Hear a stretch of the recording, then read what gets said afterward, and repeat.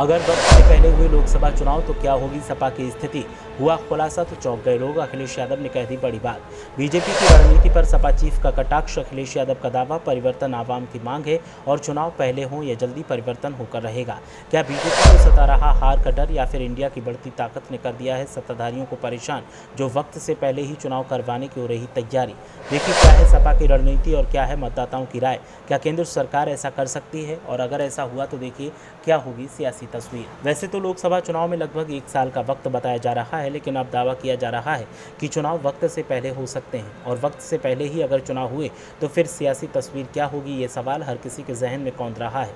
बात की जाए उत्तर प्रदेश के सियासी परिवेश की, तो अखिलेश यादव से जब ये सवाल किया गया कि क्या सपा वक्त से पहले चुनाव के लिए तैयार है, तो फिर जो जवाब सामने आया उसने हर किसी को चौंका दिया और हलचल तेज कर दी। वैसे तो उत्तर प्रदेश की सियासत में सपा और बीजेपी का ही मुकाबला देखने को मिल रहा है, लेकिन अगर वक्त से पहले चुनाव हुए तो स्थिति प्रतिकूल होगी या अनुकूल, ये सवाल उठ रहा है। साथ ही सवाल ये भी है कि क्या इंडिया गठबंधन से बीजेपी परेशान है, और क्या उसकी बढ़ती ताकत को रोकने के लिए ऐसा बीजेपी कर रही है ताकि बीजेपी को मनमानी ताकत मिल सके। जानकारी की माने तो जब अखिलेश यादव से इन पहलुओं पर बात की गई तो उन्होंने जो कहा उसने और हैरान कर दिया।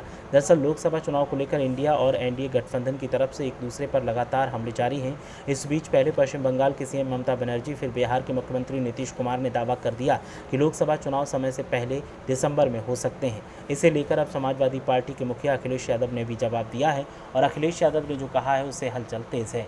अखिलेश यादव ने कहा कि चुनाव जल्दी हो या बाद में समाजवादी पार्टी और सहयोगी दल पूरी तरह से तैयार हैं।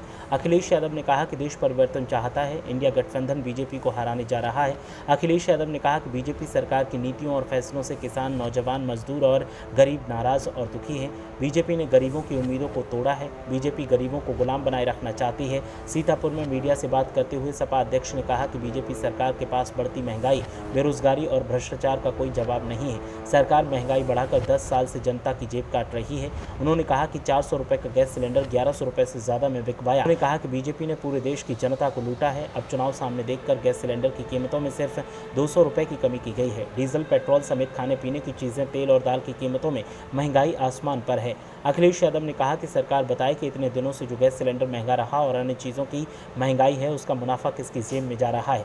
ये सरकार मध्यम वर्ग और गरीबों की जेब काटकर पूंजीपतियों की तिजोरी भर रही है, गरीबों को धोखा दे रही है। अखिलेश यादव ने कहा कि बीजेपी सरकार ने नोटबंदी करके दुनिया का सबसे बड़ा भ्रष्टाचार किया है। पहले नोटबंदी की, फिर अपना ही छापा गया 2000 का नोट बंद कर दिया। इस मामले की जब भी समीक्षा होगी तो पता चलेगा कि ये दुनिया का सबसे बड़ा घोटाला है।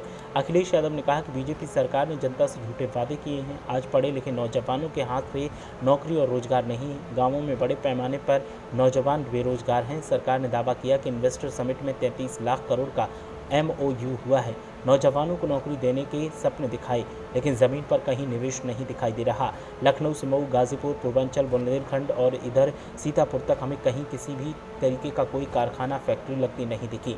बीजेपी सरकार बेरोजगारी पर झूठे आंकड़े देती है। पूर्व मुख्यमंत्री ने प्रदेश की सरकार के साथ साथ केंद्र की सरकार को तमाम मुद्दों पर निशाने पर लिया और एक के बाद एक तमाम आरोप लगाए।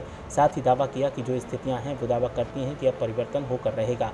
चुनाव चाहे वक्त से पहले हो या फिर वक्त पर, जीत इंडिया गठबंधन की ही होगी और पीएम मोदी को अब अपनी कुर्सी से हटना ही होगा। ब्यूरो रिपोर्ट, मीडिया हलचल।